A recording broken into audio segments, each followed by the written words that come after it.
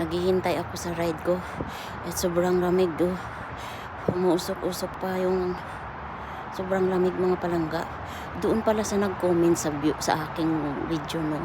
Kuya, kung sino ka man, hindi kita pinipilit na manood sa mga videos ko, no. So, wag ka naman sanang ganyan. Wag kang bitter, kuya, kasi sa amin bakala ano lang namin to para ano, kuya, kasi nandito kami sa ibang bansa, hindi po madali ang buhay, no. So ikaw, kuya, kung ayaw mo manood ng mga content ko, di naman kita pinipilit. Magko-comment ka ng ganyan kung ano-ano daw yung mga pinopost ko. Ano bang gusto mo, kuyang ipopost ko? Yung magbabalintong-balintong ako, maghuhubad-hubad ako sa kamera? Diyos ko, wag naman po kayong better, no. Grabe ka, kuya. Hindi naman kita pinipilit na manood ka sa mga content ko, kuya. Kung ayaw mo manood, skip nyo na lang po. Wag na lang po kayo mag-comment ng kung ano-ano.